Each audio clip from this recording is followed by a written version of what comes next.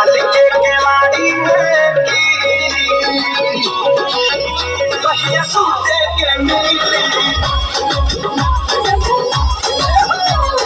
डाल के केवाड़ी में कहिया सूते के मिली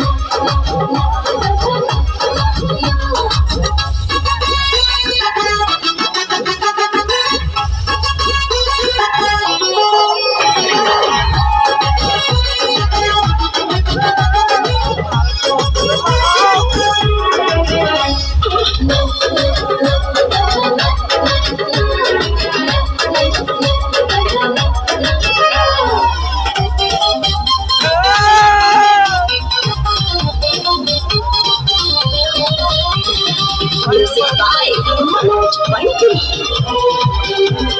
Presents by Pragya Music.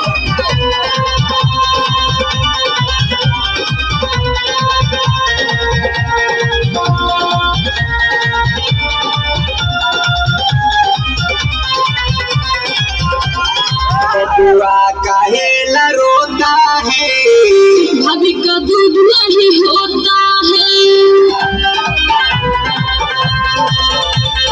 बबुआ काहे न रोता है भाभी का दूध नहीं होता है।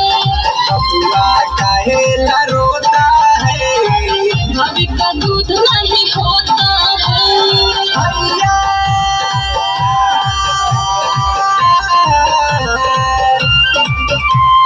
भैया रोज रोज रतिया में पूरा दूधवा पी लेता है बबुआ काहे न रोता है भाभी का दूध नहीं होता है। बबुआ काहे न रोता है भाभी का दूध नहीं होता है।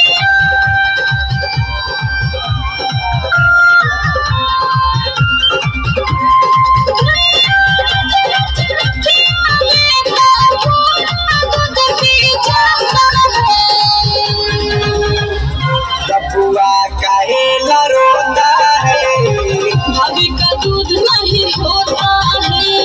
बबुआ काहे न रोता है भाभी का दूध नहीं होता है।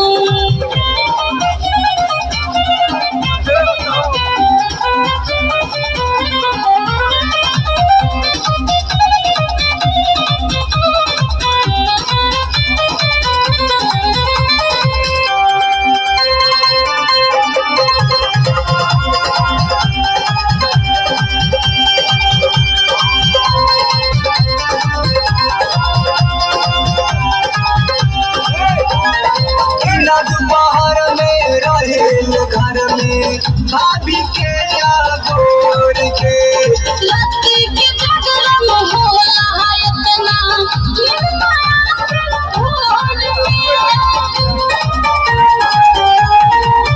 ओ दिन दोपहर में रहेल घर में भाभी के गोर के लत्ती में झगड़ा में होला है इतना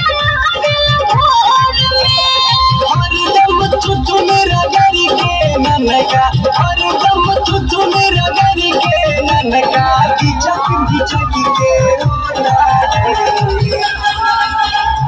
बबुआ काहे न रोता